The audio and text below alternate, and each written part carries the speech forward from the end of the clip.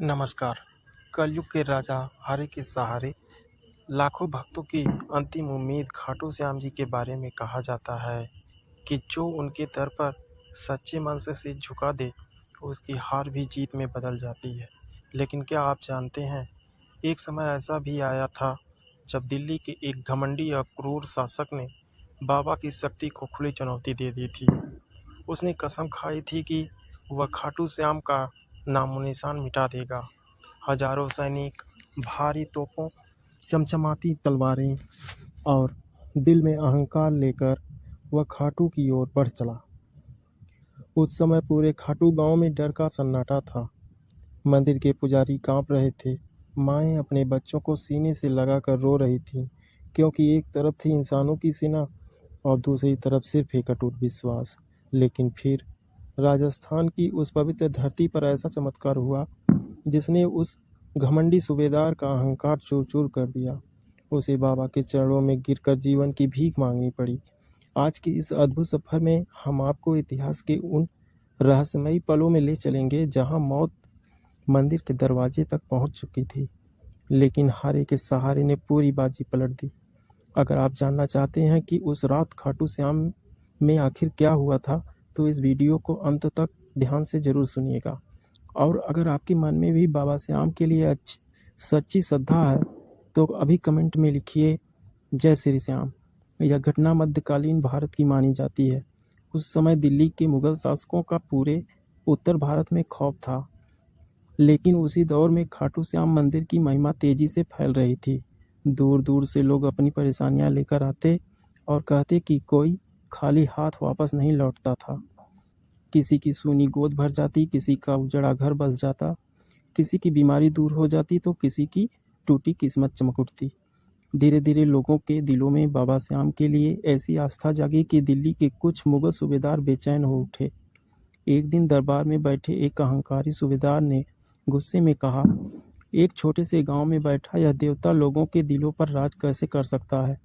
अगर इसमें सच में शक्ति है तो मैं भी देखता हूँ इसकी ताकत। उसने तुरंत अपनी सेना को आदेश दिया, जाओ खाटू के उस मंदिर को मिट्टी में मिला दो। मैं देखना चाहता हूँ कि उनका हारे का सहारा खुद को कैसे बचाता है।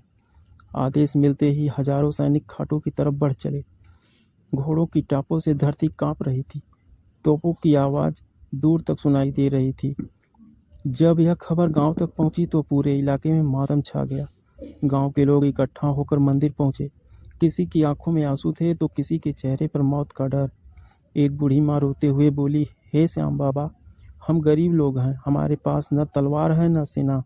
अगर आपने रक्षा नहीं की तो यह पापी सब कुछ उजाड़ देंगे। मंदिर के मुख्य पुजारी की हालत भी खराब थी। कांपते हाथों से उसने गर्भगृह की कपाट बंद किए, फिर बाबा के चरणों में बैठकर फूट फूट कर रो पड़े। उन्होंने रोते हुए कहा, प्रभु, आज सवाल सिर्फ इस मंदिर का नहीं है। आज दुनिया आपकी शक्ति को चुनौती दे रही है। कल सुबह जब यह सेना यहाँ आएगी तो मैं अपनी जान दे दूंगा, लेकिन उन्हें आपके विग्रह को हाथ नहीं लगाने दूंगा।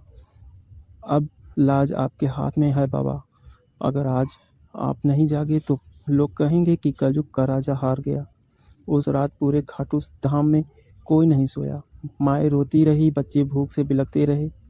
हर किसी को लग रहा था कि शायद यह उनकी ज़िंदगी की आखिरी रात है। लेकिन उन्हें नहीं पता था कि जब इंसान की उम्मीद खत्म होती है तभी भगवान अपनी लीला शुरू करते हैं। सुबह हुई सूरज की पहली किरण के साथ ही सूबेदार अपनी सेना लेकर मंदिर के सामने आ पहुंचा। उसके चेहरे पर घमंड साफ दिखाई दे रहा था।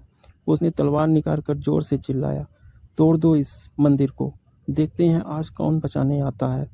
सैनिकों ने जैसे ही विशाल हथौड़े उठाकर मंदिर के दरवाजे पर पहला वार किया, अचानक पूरा आसमान काले बादलों से भर गया।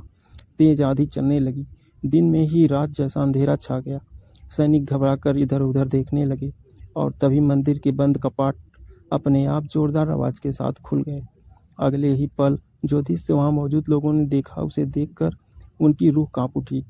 मंदिर के भीतर से करोड़ों भौरें और मधुमक्खियों का विशाल झुंड बाहर निकला। ऐसा लग रहा था मानो स्वयं काल प्रकट हो गया हो। वह कोई साधारण भौरे नहीं थे। भक्त उन्हें श्याम बाबा की भ्रामरी सेना कहते हैं। कुछ ही सेकंड में पूरा आकाश भौरों से भर गया। उन्होंने सैनिकों पर ऐसा हमला किया कि सेना में चीख पुकार मच गई। घोड़े बेकाबू होकर भागने लगे।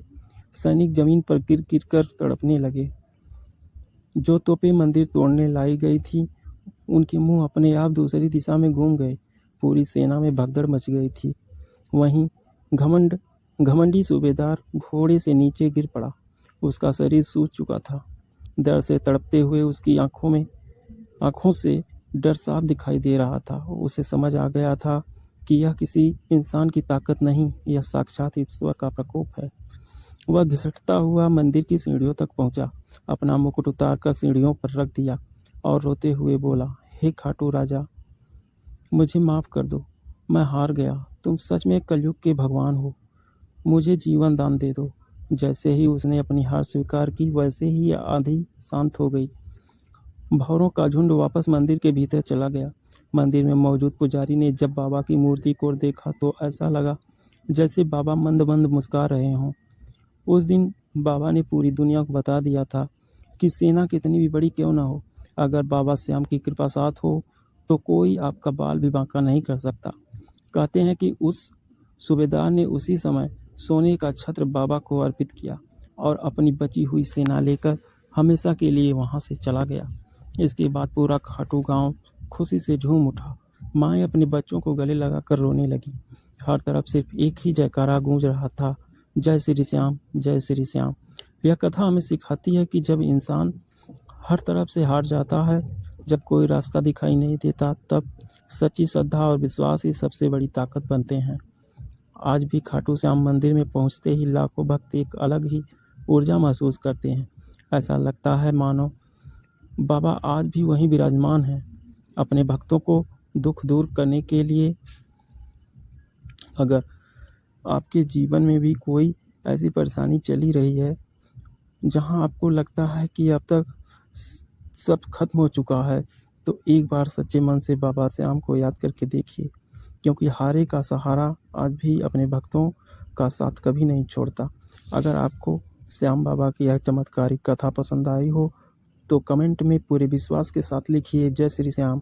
वीडियो को ज़्यादा से ज़्यादा शेयर करें ताकि हर भक्त तक बाबा की महिमा पहुंच सके, और हमारे चैनल वास्तु ज्ञान 0.2 को सब्सक्राइब जरूर करें। जय श्री श्याम।